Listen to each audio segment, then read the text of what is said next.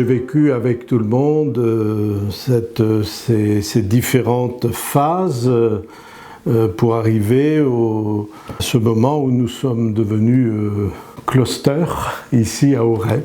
Voilà, on a tout simplement, on a repris notre agenda et on s'est dit, voilà, il faut tout supprimer. Nous nous sommes organisés pour que ici, chaque prêtre puisse célébrer la messe de façon en privé. Là, le communiqué de notre évêque qu'on a affiché dans toutes les églises, ainsi que cette feuille indique qu'il n'y a plus désormais de messe célébrée avec le peuple de Dieu dans cette église jusqu'à nouvel ordre.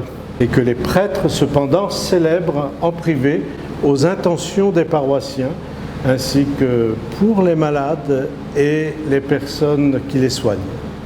Au début du carême, comme toute l'Église, on se mettait en route pour vivre des moments très, très forts, en plus cette année, puisque on avait déjà commencé à lancer, on était bien parti sur des rencontres de Alpha, un groupe Alpha qui a démarré cette année, puis des rencontres de foyers, des rencontres des préparations au mariage, préparation au baptême, voilà. Et donc il a fallu vivre ce début du carême de façon plus sobrement, mais peut-être en découvrant ça nous permet de revenir à l'essentiel dans notre vie de chrétien. On a reçu l'arrêté préfectoral et les décisions de l'évêque nous invitant à suspendre toutes les messes pour le public.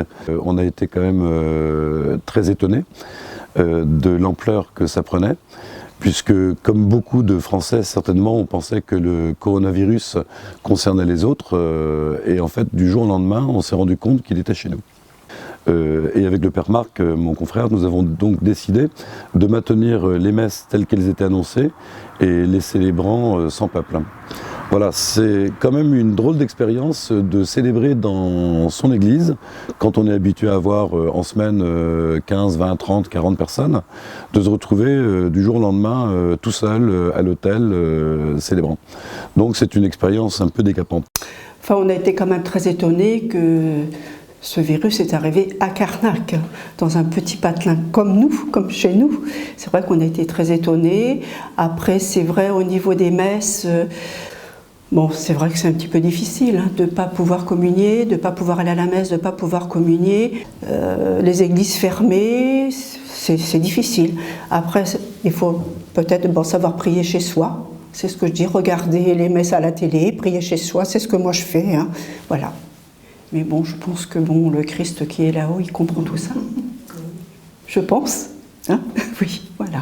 Les jours qui ont suivi cette déclaration de mise en cluster de Carnac et des autres paroisses des environs, on a progressivement pris conscience qu'il fallait supprimer tout un tas d'activités qui, depuis des mois, nous préoccupaient, parce qu'on avait pris le temps de les préparer et on s'y projetait vraiment. Le carême, au départ, qui était pour moi chargé de plein d'activités, aujourd'hui se réduit, et c'est déjà pas mal, à une attitude spirituelle profonde qui consiste à entrer dans ce combat spirituel, le combat pour la vie, le combat pour l'amour, le combat pour la lumière.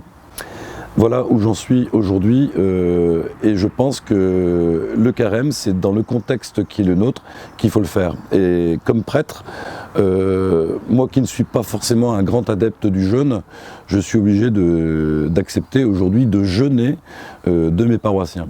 Voilà, je suis prêtre pour un peuple, et quand je célèbre la messe chaque jour, c'est extrêmement dur de la célébrer sans la présence du peuple, mais en sachant que c'est toujours pour le peuple que nous célébrons. Voilà, donc ça c'est un jeûne. Au presbytère de Carnac, bonjour. On est dans le cluster depuis un certain temps maintenant, on a un petit peu ouvert le bal. Et effectivement, on se retrouve aujourd'hui dans une désorganisation Et une gestion au jour le jour, une navigation à vue complète. C'est pas simple. On s'est retrouvé dans l'obligation d'annuler à peu près tout ce qui avait été mis en place par le père Dominique et le père Marc. Il faut respecter les consignes parce qu'elles nous viennent des autorités légales et spirituelles via les arrêtés préfectoraux et le diocèse. Et que tout simplement, si on aime son prochain, on essaye de le préserver dans la mesure du possible. On sait bien que notre vie va être mise un petit peu entre parenthèses pendant quelque temps. Voilà, comme cela est convenu dans les dispositions, le bénitier donc, a été vidé, comme tous les bénitiers des églises, pour éviter la propagation éventuellement du virus. Ceci dit, l'église reste ouverte et chacun peut venir prier individuellement devant le Saint-Sacrement, le tabernacle qui est là. Vivre le carême cette année, c'est un peu vraiment suivre le Christ aussi sur ce chemin de croix. Sur le Christ nous invite sans doute, et les événements nous invitent à vivre davantage notre vie intérieure. Personnellement, déjà, pour un prêtre, c'est vivre ce temps de prière, d'oraison prolongée, de méditation de la parole de Dieu, de façon différente encore. Pour le peuple vers lequel je suis envoyé. Je suis donc à Sainte-Anne, je suis paroissienne de Sainte-Anne, je n'ai pas pu, c'était vraiment pour moi une catastrophe de ne pas pouvoir être dimanche dernier à Sainte-Anne. Et de voir une affiche placardée sur la porte principale, c'était vraiment émouvant. Voilà. De voir qu'il n'y a pas de personne à circuler sur le parvis, c'est vraiment une désolation de voir cette ville morte. C'est un cauchemar et j'espère qu'il va s'arrêter très très rapidement, qu'on va résoudre. C'est un petit peu effectivement une offrande que je fais au Seigneur de partager aussi avec mes paroissiens cette difficulté. Je suis adoratrice à Sainte-Anne, donc là aussi ça a un petit peu bousculé notre façon de voir. On fait très attention aux objets que l'on touche, voilà, on porte des gants. Nous, depuis 15 jours, on est déclarés en cluster. Évidemment, j'ai eu 15 jours pour me poser cette question du carême. Le premier temps, ça a été... ça va être un carême affreux. Ce que j'avais prévu au départ, il a bien fallu changer les plans. Il n'y a plus rien. Il n'y a plus rien. Et je me suis dit, le carême va être complètement raté cette année.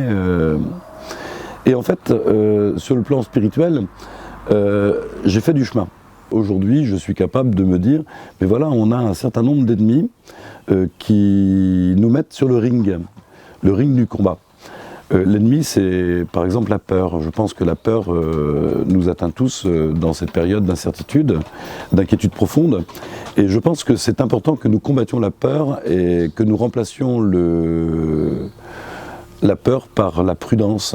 Voilà, c'est important que nous puissions, dans notre comportement, faire preuve de charité avec nos frères et particulièrement les plus fragiles. Moi, ce qui me manque, parce que je fais partie de l'aumônerie catholique et j'anime les messes dans les EHPAD et je vais tous les 15 jours et ça me manque quand même d'aller voir toutes ces personnes âgées maintenant qui se trouvent toutes seules, qui n'ont plus de visite, qui n'ont plus de messe non plus.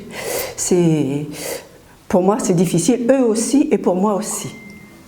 Et puis on peut combattre aussi autre chose parce qu'aujourd'hui on parle beaucoup de gestes barrières et j'ai toujours un petit peu peur qu'il y ait une confusion dans cette expression et que le geste barrière contre le virus devienne quelque part un geste barrière contre le frère, contre l'autre personne. Et je pense que le lieu du combat aujourd'hui, c'est combattre l'isolement. Voilà, c'est important que nous nous protégions les uns les autres, mais sans forcément s'isoler et se couper. Oui, aux gestes qui vont nous protéger et protéger les autres, Mais il ne s'agit pas d'installer entre les hommes des barrières, des frontières, des fossés. Il s'agit de se dire aussi, ben voilà, l'attitude que j'adopte aujourd'hui, elle vise à un service commun. Voilà, je ne propage pas la maladie, je reste tranquillement confiné pour permettre à notre pays d'éviter cette propagation d'un virus qui peut quand même être mortel. Et puis, il s'agit de vivre ces 40 jours de carême dans une intensification de ce combat. Il ne s'agit pas de se laisser aller au désespoir, au désarroi, de se laisser submerger par l'inquiétude, mais relever le défi et chaque jour se lever en disant « j'ai quelque chose à vivre ». Il ne s'agit pas simplement de se dire à mon agenda, il n'y a plus rien, donc je suis désœuvré. Et puis ça me rend triste, mais il s'agit de se dire, voilà, j'ai un service à assumer, je suis chargé de porter le peuple qui m'est confié dans ma prière. On revient au sens premier sans doute de la foi, de l'espérance et de la charité que nous avons à vivre au quotidien, et ça nous permet de retrouver une nouvelle coloration plus concrète, que de dire j'ai la foi, je suis charitable et j'ai l'espérance. Un vitrail qui représente un fait historique où Gabriel Déhay fait prier les Aldréens alors qu'il y a un feu qui dévore les maisons d'un quartier d'Auray. Et on voit au milieu des flammes une statue de Sainte Anne. La puissance de la prière. Je pense qu'on a les moyens aujourd'hui de communication qui peuvent nous aider à vivre ce temps où on doit ne pas se rencontrer physiquement. Et puis l'attention dans la prière, l'attention des plus fragiles. Un coup de fil, un coup de téléphone à quelqu'un, un ami. Ou bien un voisin. Mais je pense il faut avoir beaucoup d'humilité par rapport au monde, par rapport à ce qu'on vit tous les jours, quoi. On se dit qu'on sait tout, qu'on est très matérialisé, très consommériste. Je pense que c'est quand même une leçon une interrogation. Une interrogation. On comprend bien que matériellement, il faut se plier aux règles, disons sociales, et que il y a pas de. C'est une solidarité aussi, c'est une solidarité, un devoir les uns vis-à-vis des autres. Et on relativise aussi parce que quand même dans le monde, il y a beaucoup de gens qui sont massacrés, qui ont des vies épouvantables. Je pense aux émigrés, je pense à beaucoup de gens qui ont des vies qui n'ont même plus l'espoir de vivre. Alors nous, il faut quand même relativiser cette épidémie pour laquelle quand même les pouvoirs publics sont impliqués, et je pense qu'en France, on est quand même assez gâtés. J'ai mis à la disposition aussi, dans les églises ouvertes, l'acte de communion spirituelle dans laquelle il invite justement les chrétiens à vivre la communion d'une autre manière que sacramentellement, mais et j'aime vraiment cette phrase qu'il a soulignée et qui rejoint sans doute aussi le questionnement de certains ou leur manière de concevoir ou de vivre l'Eucharistie. Lorsque notre évêque nous dit que ce jeûne sacramentel me fasse comprendre que l'Eucharistie est un don surabondant de ton amour et pas un dû en vue de mon confort spirituel. Je pense que c'est une manière justement de ce jeûne eucharistique de retrouver l'essentiel dans le sacrement de l'Eucharistie. Et aujourd'hui, nous sommes presque à la moitié du carême, et la question que je me pose, quelle suite envisager? Et vous connaissez l'expression, je me demande si cette année on ne va pas fêter Pâques à la Trinité,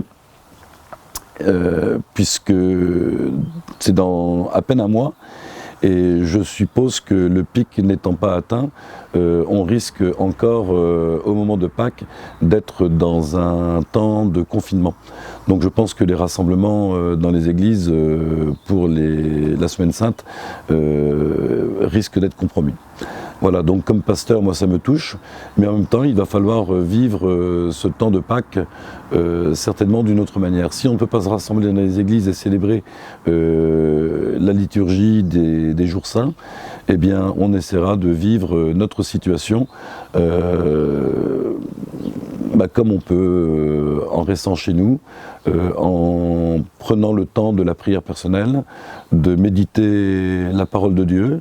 Pour ça, on a quand même l'appui d'Internet. Là, on n'est pas abandonné sur le plan spirituel, on peut vivre quelque chose. Ce n'est pas parce qu'on ne peut pas se rassembler dans les églises le dimanche ou aux fêtes que forcément il n'y a pas moyen de vivre sa vie chrétienne. D'abord, la vie chrétienne, on la vit dans l'attitude de chaque jour et le comportement que l'on adapte, mais on la vit aussi à travers une vie intérieure nourrie par la parole de Dieu, et ça, tout le monde peut avoir accès. Voilà, nous sommes dans une situation que nous n'avons pas demandé, que nous subissons, mais précisément, la question c'est là. Comment est-ce que je vais le subir? Je vais le subir passivement, en me laissant aller, ou est-ce que je relève le défi, je me mets au combat et j'y vais, j'avance. Et je crois que c'est important que nous, les hommes de la résurrection, nous puissions nous relever et ne pas nous laisser prendre dans ce naufrage de la vie actuelle. C'est important de relever le défi et d'y aller. Donc nous allons célébrer successivement le Vendredi Saint et le jour de Pâques. Il ne s'agit pas d'en rester au Vendredi Saint et à la tristesse des conditions actuelles. Il faut absolument que nous trouvions chaque jour la force d'agir, de nous relever, et nous pouvons la puiser aussi dans notre foi. Moi, je me dis qu'on n'aura peut-être jamais eu l'occasion de vivre un carême aussi intense, parce que forcément, on est coupé de beaucoup de choses. Donc, ça nous rapproche un peu plus du bon Dieu et de sa passion et de son chemin de croix. On fait tous un petit peu notre chemin de croix à notre manière en ce moment. Et je pense que il n'y a pas de meilleure façon de le vivre qu'en l'offrant au Seigneur. Et il faut que les chrétiens témoignent de cette espérance, qu'au-delà de l'épreuve que nous vivons, eh bien, on puisse témoigner de Jésus-Christ et dire, voilà, et de pouvoir vivre dans quelque temps la résurrection.